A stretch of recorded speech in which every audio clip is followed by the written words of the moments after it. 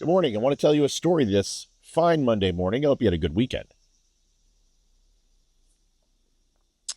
I was 9 years old the first time I saw President Kennedy's motorcade in Dallas. It wasn't in person.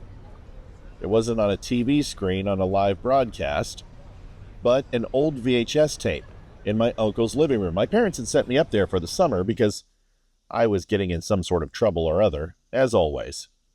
He was a cop, a detective to be specific, and the kind of man who carried the weight of every unsolved case he ever touched. Not because he was obsessed, but because some stories just don't let go. That day, he popped the tape into the player, handed me a stack of faded newspaper clippings, and said, "You like puzzles, right?" This one never sat right with me.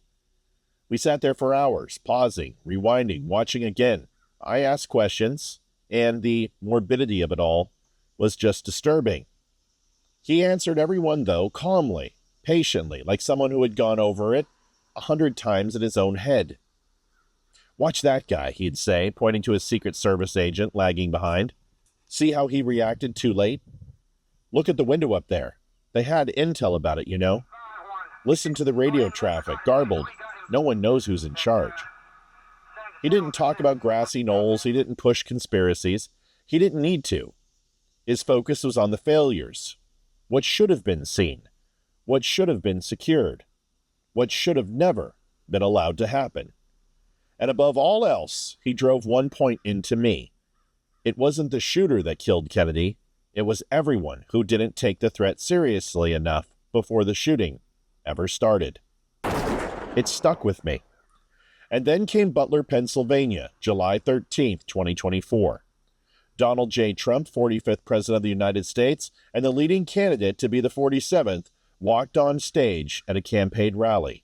Flags waved, families cheered, America showed up. And then the shots rang out.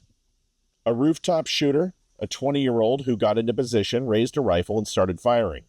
One Trump supporter was killed, and the Comprador family has never been the same. 2 more were wounded, and President Trump, bloodied, defiant, narrowly, survived a shot that grazed his head by less than an inch. I sat there watching it unfold just like I had as a kid with that Zapruder tape. Only this time it wasn't history, it was happening live. And it hit me. Truly, we had learned absolutely nothing.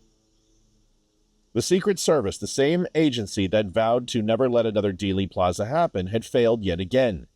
No rooftop security, no aerial surveillance. Well, that wasn't in the hands of a novice who had trained under a drone for an hour. No perimeter lockdown, rangefinders being used, squawk on the walkie-talkies and communique that said that they had lost the assailant multiple times but were aware of his impending presence.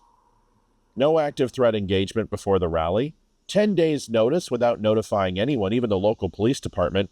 There were warnings all over the place. There were red flags. Don't even get me started on the quick response team. The perimeter. Even allowing the president to jump up, no matter how strong he may or may not be. These are red flags. There were protocols, but they were not followed. And yet, just like in '63, everyone froze. A Senate inquiry has now confirmed that every American with common sense who already knew it wasn't just one oversight, it was a chain of them. Communications were a mess. Intel was ignored. Local law enforcement wasn't looped in. The rooftop was visible. The shooter had history. The system just broke. And here's where I get angry. Not as a voter, but as a citizen. We've sent men to the moon. We can see a car door from a satellite. We spend billions on presidential protection, and yet we left a rooftop wide open at a Trump rally because someone, somewhere, decided he wasn't worth the full detail. Would that have happened for Obama, for Biden, for Clinton? We both know the answer. Donald Trump didn't get Secret Service coverage. He got something just enough to check the box, and now, instead of demanding resignations, the D.C. elite are asking us to move on. Well, I won't. Because I remember watching that film with my uncle, and I remember what he said. Once a man takes a bullet, everything after is just excuses unless you fix what is broke.